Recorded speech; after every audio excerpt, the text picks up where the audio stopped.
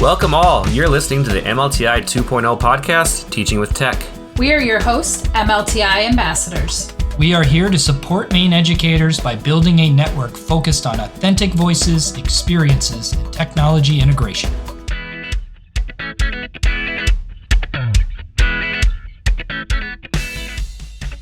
Hello and welcome back to Teaching with Tech. My name is Joshua Schmidt, and this is our second episode dedicated to digital citizenship. I am once again your host for this month, and I am very happy to welcome back to the show Jonathan R. Werner, who gave us an amazing start to this conversation last week. Jonathan, welcome back. How are you doing today? I'm great, Josh, and thanks for having us come back to talk about this, which is something one of the major reasons I became an ambassador for this program is my interest in digital citizenship. So now and always, I'm delighted to talk about it. Well, and I'm also very happy to introduce the second part of the dynamic duo, which is Kate Meyer, who technically had her debut on the podcast last week with her fantastic interview. However, since this is your official introduction, do you want to quickly introduce yourself and where you came from before joining the MLTI Ambassador team? Absolutely. Thanks, Josh. I'm Kate Meyer. I teach English and design thinking at Mount Desert Island High School in Bar Harbor, where I've been for about 20 years before I took a position as an MLTI ambassador. And just a fair warning to the listeners, whenever you get Kate and Jonathan together, you're going to end that conversation with about 10 books that you feel like you need to read immediately. So I have learned that when they're together to always have pen and paper on the side just in case. So just a fair warning to everybody. Last week, we really dove into definitions of digital citizenship and a shared understanding of the terminology. Jonathan, you had mentioned how there isn't necessarily an agreed upon definition, which can be one of the challenges when tackling digital citizenship in schools. And your training series is called Left to Their Own Devices and speaks a lot about a concept called the digital wilderness. I would love if we could start today by asking, how did you come up with that title, and how does that title interact with that term digital wilderness? So for a couple of years before I became an ambassador, I had been doing a presentation called Irresistible. So here's book number 1, Irresistible by Adam Alter, which is about the process that companies use to addict people to technology and how the design is really intended to keep you looking at your screen as much as possible. So iteration 1 of this was Irresistible. Then Kate hilariously was like, would it be okay if I join you in this? Yeah, it would be. So now begins about a little more than a year ago, the dynamic duo to which you refer. And that version was called Paid Attention. And the idea that the money that's spent to entice us and kind of to keep us looking at our devices is even more powerfully influencing our kids. But then, as you mentioned, this definition of digital citizenship really called into question whether we wanted to stay focused on that concept or look at things more broadly. And that's when we started to look at the common sense education work that we'll talk more about in a couple of minutes that we just thought was really powerful. And from that emerged this newer iteration, which is Left to Their Own Devices, which I'll see if Kate wants to jump in on. Sure. So, Jonathan and I, both being huge readers, started to plan out this newest iteration, Left to Their Own Devices. And we often think together in metaphors or analogies because our brains work similarly that way. So we landed on this idea of what our students are facing and maybe even what we face as ourselves as adults in the digital world being a lot like the Hunger Games, where the kids in the Hunger Games are thrown into this situation where they have to navigate it to survive it and get to the end. So that is part of the thread that runs through our conversation in Left to Their Own Devices, which brought us to the metaphor of it really feeling like a wilderness, that when we are online, we are wandering around in a new world, and a lot of it is unexplored. And there are some great things in that digital world, but there are also some things that we need to watch out for and be aware of, just like we were in the wilderness. So bringing all of that, all of those metaphors and analogies together, brought us to this idea of the digital wilderness that we're all just wandering around in, and really how dangerous that could be for our students as they, are in this wilderness sometimes all alone. And so, how do we give them the tools to make it through the wilderness safely? Jonathan, at the end of the last episode, you had talked about the idea to remember that this digital wilderness, didn't just happen. Like it just didn't magically appear, that it was designed intentionally. Can you talk about how I would guess the focus would be on social media, but how social media is intentionally designed to create some of the outcomes that we're seeing have negative effect on kids? So, absolutely, Kate and I have felt like giving people we're talking to a really specific example can help demonstrate what we're talking about, because to some degree it feels a little hyperbolic, like they're trying to trap us, they're trying to get us enticed into this work. But one of the examples that I found pretty early on in this is the way that games are physiologically triggering kids. And this kind of viral thing was going around where kids would show their heart rate, beats per minute, on their smartwatches as they were also watching or playing a game. And in the example I have, it's Fortnite. And the kid has won the game and has a heart rate of 172 beats a minute. And as I say, when we talk about this, sitting still, it's so hard to think about how much work is going into that level of manipulation. And as we talk about in the context of the wilderness, one of the sort of lines that I've landed on is every leaf, every tree, every branch, every rock is designed, and all of them are hazardous. They're all things that kids can trip on and get trapped by.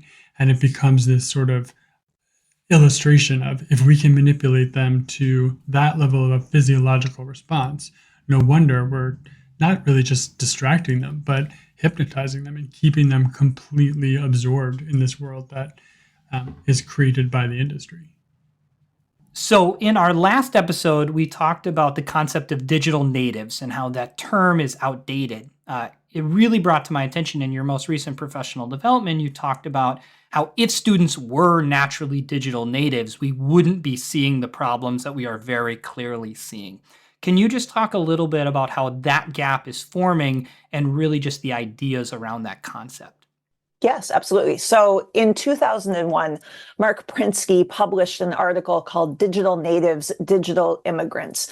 And I really specifically actually remember this moment because it was the moment where my high school was moving to one-to-one laptops. So we were really struggling with this, how do we learn the technology ourselves, and how do our students learn the technology as well? And then how do we do this in a meaningful way? But we really, the article was about how our students, just because they were young, were just naturally these natives in this digital world. So we could just hand them the laptops. They would know what to do with it. They would know how to navigate it and how to live their best digital lives. So I think as educators, we really kind of grasped onto that because we were struggling ourselves with learning the technology as well. And we were the older generation, we were the immigrants. So the digital immigrants who didn't speak the same language as our digital natives. So it created this kind of generational divide that allowed us to just believe our students just innately knew what to do with technology. And of course, as we explored that over the years, we realized that they don't just innately know what to do with technology in the way that we want them to be using technology for education and for advancing their causes and for amplifying their voices. So it becomes really important that instead of just allowing them to wander around in the digital wilderness, that we explicitly teach them what they need to know in order to do those things, to live their best digital lives. And I think one of the ways you've addressed that as we've talked, Kate, because you're really the one who introduced me to thinking about this in a generational way, is that it isn't necessarily going to be well matched to the generational divide to think about this approach, but instead the mindset of the person. And I think you get this easy sort of division by age that gives you almost like a false sense of security about how to deal with this. And one of the things Prensky couldn't have anticipated was what we talk a lot about, that there, in our Generation Z's experience, there is no division for them between the online life and the life, what I think of as IRL, in real life. And as a result, we couldn't have anticipated that the negative impact would be as profound as they are.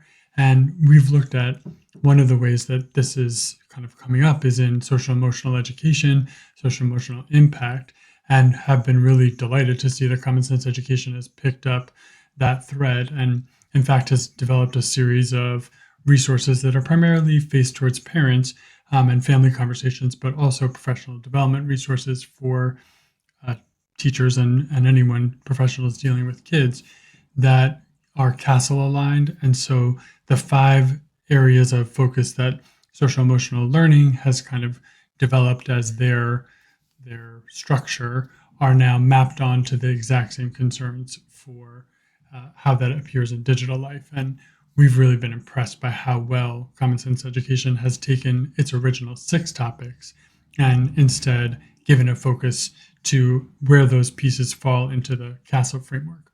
So for those of you that have CASEL sort of opportunities and places where you're teaching using that framework, we've been really delighted to see the places that Common Sense Education has gone through its own work and curated almost a new set of resources with the same basic concepts, but structured in this way that's really accessible to people that are familiar with the CASEL approach. And Common Sense Education keeps updating what they are learning as well around SEL. So, for example, today they are publishing a report called How Girls Really Feel About Social Media and adding that report and that research to their SEL resources for educators. So they are continuously updating and researching and making sure that we have the newest information. So we are actually going to pass it to an interview with Rob, who is going to be interviewing Tali from Common Sense Education, and we will come back for another segment with Kate and Jonathan. I was able to virtually connect with Tali Horowitz, who works for Common Sense Education Organization. We were able to discuss not only her passion for digital citizenship and connecting with others, but also what trends are being seen in the digital world. Additionally, Tali reviewed what Common Sense Education has to offer for resources and activities for teachers, students, parents, and community members at large to support digital citizenship. So first off, Tali, thank you for coming here. I really appreciate this. We think this is a great message to be able to get to everybody. It aligns perfectly with our theme this month of digital citizenship. But first, let's just kind of establish, what is your role here for Common Sense Education, and how long have you been doing it? Sure. And thanks so much for having me, Rob. I have to tell you, I love MLTI and I love podcasts. So this is a perfect combination. Yes, I've been at Common Sense. We're a nonprofit organization. All of our resources are totally free. And I am the East Coast Education Director. I've been with Common Sense. I had a sabbatical, but basically since about 2010. Prior to that, I was a classroom teacher. In my role, I partner with school districts, with state level organizations like MLTI, community organizations, educators to help integrate Common Sense's resources. And I have the opportunity to provide consultations, professional development workshops, in person and virtual, as well as conference presentations. And then just kind of, your regular just check-ins like, hey, do you have any recommendations on this or that? Or how do I use this resource? Or what can you help me with this digital dilemma? So I really enjoy my work. So kind of what drew you to it then? How did you get to that position of being in Common Sense Education? I'm a former classroom teacher, elementary school, and it was very serendipitous how I learned about Common Sense. That's a whole other long story, but I'll say what really drew me and draws me to the role is the focus on relationships. Like digital citizenship is really about relationships, talking to educators, talking to kids about their lives. And at this point, when I started out, it was like your digital life versus your face-to-face life. But today, that's really just our lives. I don't think most of us are differentiating, and certainly not our students. Speaking of that digital citizenship angle, and the importance of it, how do you define digital citizenship then? And then can you explain any other ways about why it might be so essential in today's society? One of my colleagues in the New York City Department of Ed always says, this is just basic citizenship. We can remove the digital, or as I like to think about it too, is just basic life skills at this point. Common sense defines digital citizenship as thinking critically about the opportunities and challenges of the digital world and using technology responsibly to learn, to create, to participate. For me, I like to think about it shorthand as like the intentional use of technology, thinking about how we can use technology responsibly, ethically as learners, creators, consumers, and really that we're living in this digital world, right? Where our students are confronted with digital dilemmas daily. What are the biggest challenges then in the schools, both for students and staff, that you are seeing in your role with Common Sense Education? This is a question that my colleagues and I frequently ask at professional development workshops to help guide the conversation. And some of the top themes that we hear are related to drama and cyberbullying. In school, a lot of off-task behaviors when kids are using their technology. How do you refocus them? How to communicate effectively and responsibly, both in terms of like the personal interactions and the academic ones. I think then just from a tech accessibility issue, there's also a lot of old or faulty equipment that educators are dealing with, lack of Wi-Fi, lack of devices for students and staff. And I think big picture, there's a lack of teacher training oftentimes. So not everyone knows how to properly integrate technology. And also students are exposed to a lot of technology, but they're not necessarily given the tools to work safely and appropriately from a digital citizenship standpoint.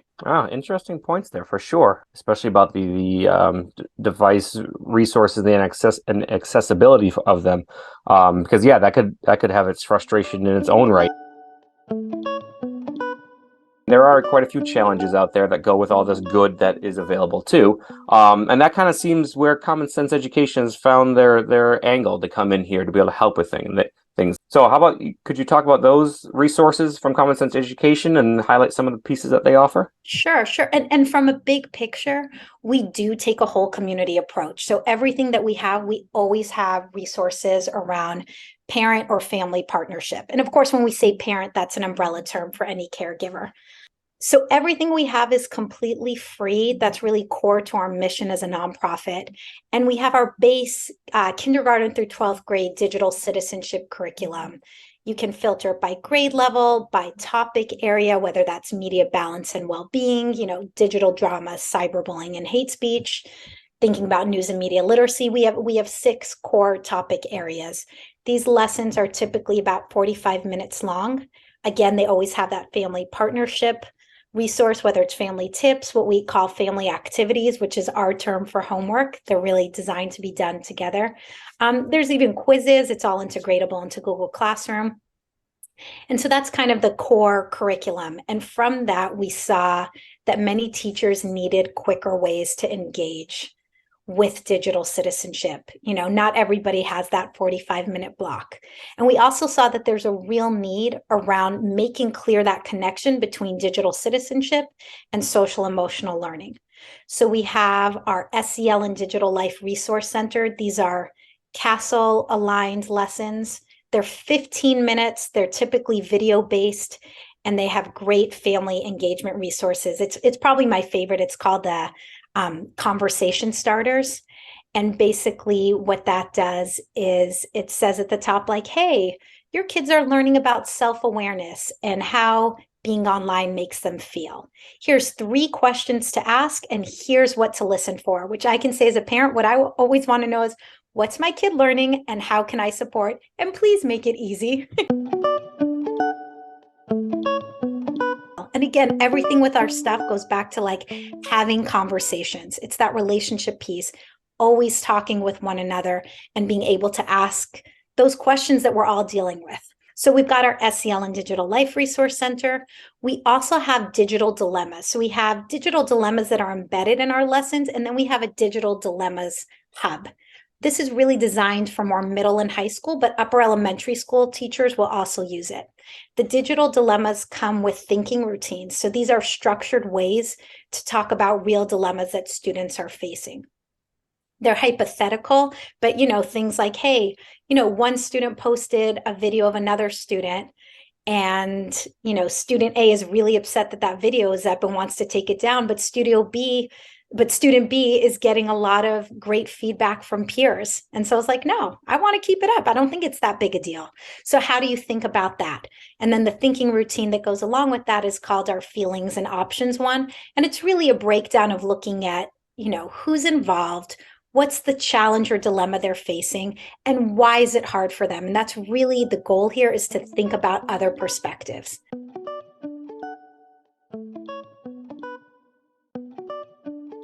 And those digital dilemmas are great to integrate into advisory periods, health classes, core subject areas. They could kick off, I could see doing a digital dilemma before going into Romeo and Juliet, for example, like what would have happened if they had engaged in one of the thinking routines? And those are about 15 to 20 minutes as well. What we say is, if any of these situations may have actually occurred in your school, then change them. Like the last thing we want is any kid feeling like they're being called out. I mean, we have names in the scenarios. If any of the names match your student, change it. These are really designed to be realistic, but hypothetical so they can practice. But you can also search by our teen voices. So these are real teens talking about their situations and their lives, how they curate their social media presence, for example. And then students in your class can respond to that. And again, it's a lot easier to talk about somebody else than to necessarily talk about yourself. And then for the littles, I am so excited. We just released 6 new lessons. They're called Meet the Digital Citizens. And we have our digital citizen characters, balance, arms, guts, that all correspond with a core topic area, and, how to kind of navigate your digital life. They're 1-minute videos, and then they have discussions that go along with it. So again, 15 minutes, easy to integrate into a morning meeting for pre-K through 2nd grade, closing circle, social studies, a lot of different options. Yeah, I loved those characters, honestly, when I saw those. Was it earlier this year that they released? I seen them earlier this year, and I just, love having those little characters, and kids love them too, because they bring that personality piece to it. As we wrapped up our conversation, I asked Tali if there was a piece of advice that she would offer to either a parent, a teacher, or even a whole school about where they should start if they wanted to dig into common sense education and digital citizenship. Digital citizenship should never feel like one more thing. It should feel like it is enhancing, complementary to your overall goals already. So any focus around climate, around social emotional learning, I think that's a great entry place. I recommend sharing those SEL and digital life lessons. We also have under our toolbar, we have something called quick activities. Those are also 15 minutes, another great entry place. I mentioned earlier that I think a lot of the lessons can be incorporated into morning meetings, certainly at the elementary school level and middle and high school advisory periods, health, core subject areas, because they do align. I mean, pretty much every teacher, I'm thinking about if this falls under math, but is dealing with issues around, misinformation and how do you search and do research reliably. And we have lessons there. And digital dilemmas around that. So I think all of that connects. And I would say, lastly, if you do have any teachers, this could be if you have a technology teacher who's looking for core curriculum. Sometimes, again, our health and wellness teachers are looking for more curriculum resources. The 45-minute lessons are also great then. Thank you very much, Tali. This was excellent to be able to talk to you about digital citizenship and your role and the resources that Common Sense Education has. It's a phenomenal place for sure, for teachers and parents and community members to go to for activities and resources to talk with their students. And really, personally, I love the message that it's sending about being able to incorporate digital citizenship as just a natural habit for everybody, especially in the current state of our lives, both adult and children going forward. Thank you so much, Rob. I have to say, I love partnering with MLTI. You have such a phenomenal team. And that was the other thing I meant to say is if you're thinking about how to get started, just Mainers, you all are lucky because you have educators straight from the classroom who have experience integrating all of this. So hit up your MLTI team because they're fantastic. Again, I would really like to thank Tali for coming on to our podcast to be able to talk about common sense education and her perspective on digital citizenship. We really appreciate the valuable insight. If you would like to learn more about Common Sense Education, please visit its website at commonsense.org/education. And also make sure to explore the Common Sense Educator certification, where you can show your passion for digital citizenship by having an educator badge for yourself, for your school, or even your district. I wanted to thank Rob and Tali for their interview. We will now be starting a segment that we call the Next Step segments. So what can teachers or administrators or stakeholders do as their next step when working through these digital citizenship problems that we're seeing? So you both have actually worked with Tali a lot, and in your professional development recommend Common Sense Education resources quite a bit. So my question for both of you would be, what makes the resources in Common Sense Education stand out as something unique in the digital citizenship sphere? There are really two things for me that make Common Sense Education's resources stand out. The first is that they are completely scripted. So when I was new to digital citizenship, I could go into Common Sense Education, open up a lesson, and it was scripted for me. All the definitions I needed were right there. Exactly what I could say to my students was right there. And so really, as a beginner, I had that very scaffolded support that I really needed. And as I got more comfortable with the material, the other thing that I love about it, while it's scaffolded, they also encourage educators to edit anything and use the materials in any way that seems appropriate for your classroom. So I'll give you an example from one of the lessons that I did with my students, and they use the term, Common Sense Education used the term red flag feelings. And I just knew that if I stood in front of my students and said those words, that they would roast me for the rest of the year, because that would have made them laugh and we would have just giggled our way through it, because I know that they're familiar with the term red flags, and that's what they use. So I can go into that slideshow, I'm pulling out the word feelings, I'm just leaving in red flags, and I can customize those little things all the way to, entirely big things. And now I don't even need to follow the scripts, but they're there if I need them. So I just love that it's scaffolded all the way from the beginning, all the way up to, use the pieces of the lessons as you see fit. So I do love that. I also love how authentic they are. I work with high school students, and I cannot bring anything that is, I call it cheesy, eye roll inducing material. I cannot bring it into my classroom because they will immediately shut down, right? So there will be no buy-in from them.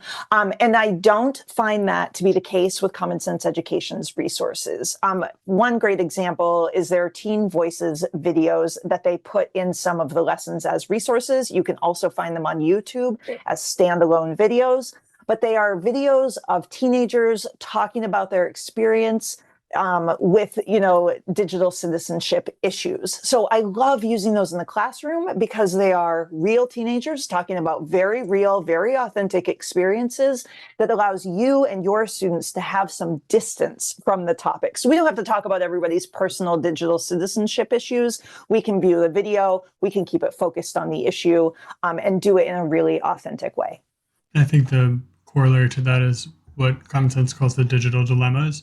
And they illustrate the same idea that it's going to give you a fact pattern that's very realistic. There was a fantastic one that Kate and I were working with the other day that had to do with a student of color who had the perception that another student in her school had posted something racist, and what they would do to respond to that. How would the kids in your classroom approach that if it had happened to them?